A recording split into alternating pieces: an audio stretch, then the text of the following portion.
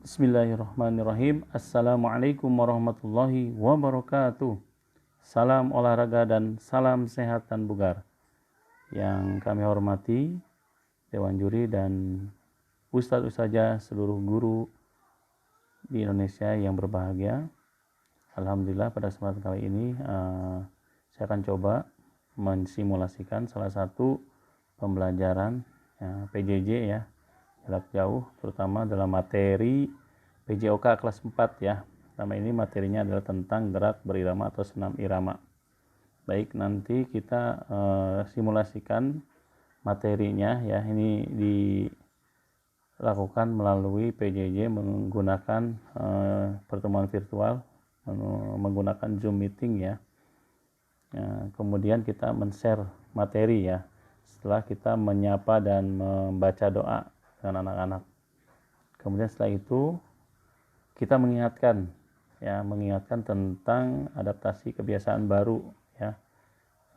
Ini perlu setiap kali pembelajaran, terutama di pembelajaran PJOK, kita mengingatkan kepada peserta didik kita untuk melakukan aktivitas ya, kebiasaan baru, terutama memakai masker, kemudian mencuci tangan dan melakukan aktivitas ya, kemudian sediakan hand sanitizer, kemudian makan makanan bergizi seimbang, rajin berolahraga, kemudian menggunakan uang elektronik ya, tidak banyak melakukan interaksi ya yang mengakibatkan tertular, kemudian setibanya di rumah langsung mandi.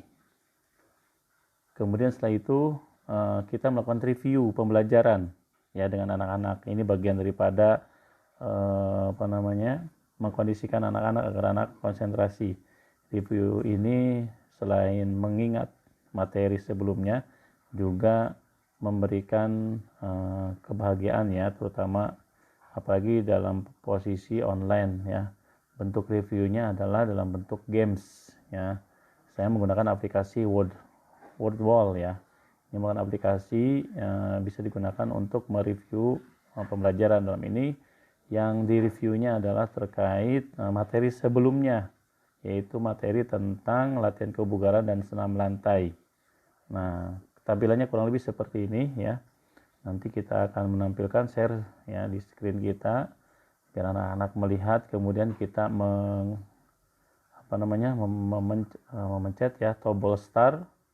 Ya, di situ ada banyak alternatif jenis ya gamesnya atau permainannya. Akan tetapi kontennya adalah konten yang berkaitan dengan pembelajaran yang sudah kita lakukan sebelumnya. Nah, kurang lebih seperti ini. Nanti anak-anak diberikan kesempatan untuk mencocokkan ya. Nama ini match up ya, mencocokkan antara gambar dengan nama gerakan yang ada pada gambar seperti itu. Ini mudah-mudahan selain mereview juga anak-anak senang dengan model seperti ini. Kemudian selanjutnya kita menyampaikan tujuan pembelajaran ya daripada materi yang akan disampaikan saat ini, yaitu tentang senam irama atau gerak berirama ya. Tujuan pembelajarannya kurang lebih ada 3. Yang pertama dapat mengerti atau memahami tentang senam irama.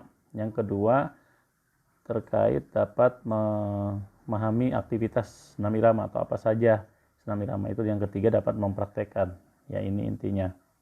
Kemudian selanjutnya kita tampilkan sebuah video ya senam pinguin ya. Senam pinguin mungkin bagi anak-anak senam ini sudah tidak asing lagi gitu ya. Akan tetapi apakah mereka tahu ini bagian daripada kegiatan telaahnya ya. Kegiatan telaahnya. Kemudian mereka menelaah tentang video ini. Kemudian kita lemparkan pertanyaan, gerakan apakah itu? Ya pasti mereka akan menjawab ya gerakan senam, kemudian senam pinguin dan sebagainya. Kemudian untuk kegiatan selanjutnya, kegiatan eksplorasinya yaitu contoh senam irama yang lain ya. Senam apa saja nanti yang mereka ungkapkan di situ. Ya, di situ kita juga sudah menyiapkan ya alternatif jawaban. Di bawahnya ada senam SKJ, senam Nusantara, senam Pramuka, senam Momere, senam Pinguin yang tadi kan sudah disampaikan ya, dan senam yang lainnya seperti itu. Kemudian baru jadi apa gerak berirama atau senam irama. Nah, Kemudian kita juga menyampaikan, mereka mungkin bisa jadi berusaha untuk menjawab, akan tetapi jawabannya adalah bahwa senam irama itu adalah rangkaian gerak yang dilakukan mengikuti dengan musik atau ketukan tertentu. Kemudian yang selanjutnya kita juga menambahkan materi ya. Ternyata dalam gerak berirama atau senam irama ini ada 3 hal ya yang paling atau harus ditekankan dalam senam irama. Apa saja? Yang pertama, ketepatan musik atau irama ya dengan gerakan. Kemudian kelentukan itu ya tadi ya kelenturan gerak irama kita mengikuti iringan musik. Kemudian kontinuitas gerakannya terus menerus dilakukan ya dari satu hitungan ke hitungan yang lain dengan ritme musik sesuai dengan iringan musik yang kita gunakan. Kemudian selanjutnya unsur-unsur yang diperlukan dalam senam irama ya. Yang pertama kelentukan pasti harus sudah ada ya, badan kita harus sudah bisa menyesuaikan dengan irama musik. Kemudian keseimbangan dalam melakukan gerakan ya. Kemudian keluasan tidak kaku.